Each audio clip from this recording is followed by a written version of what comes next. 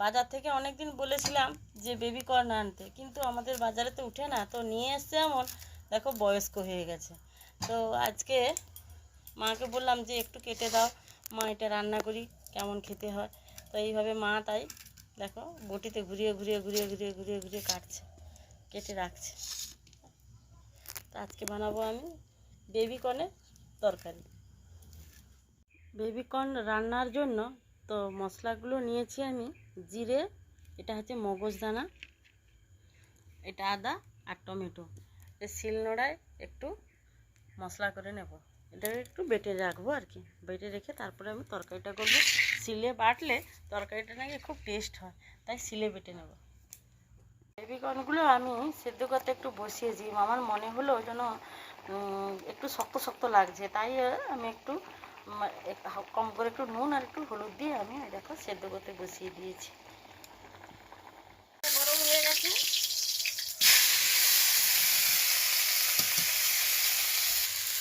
সয়াবিনটা ভিজিয়ে রেখেছিলাম, সয়াবিনটাও এর সঙ্গে একটু ভালো করে নেড়ে নিই।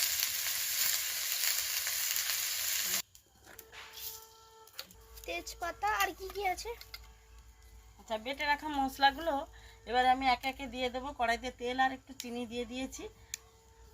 আদা বাটা, জিরে বাটা, এটা মগজদানা বাটা, টমেটো পিউরি করা আর তেজপাতাগুলো দুটো নিয়েছি আমি, দিয়ে দেবো।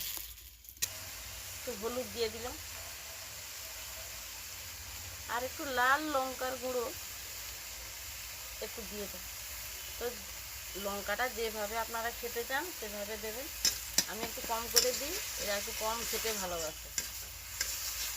কড়াইতে লেগে যাচ্ছে, আর আমি একটু জল দিয়ে দিই উপর থেকে, মতো নুন দিয়ে দিলাম। খুব সুন্দর মশলাটা তেল ছেড়ে গেছে, ভাজা ভাজা হয়ে গেছে। এবার আমি ভেজে রাখা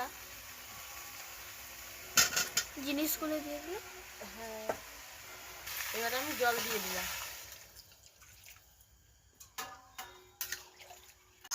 তরকারিটা আমার রেডি হয়ে গেছে, এবার আমি নামিয়ে দেবো।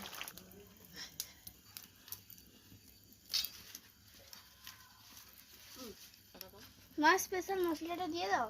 আমার এটা স্পেশাল মশলা, হ্যাঁ। যাই হোক মোটামুটি জিরে গুঁড়ো আর গরম মশলা গুঁড়ো দিয়ে আজকে সুইট বেবি কর্ন তরকারিটা রান্না করলাম। তো কেমন হচ্ছে বন্ধুরা তোমরা অবশ্যই কমেন্টে বলবে। টাটা।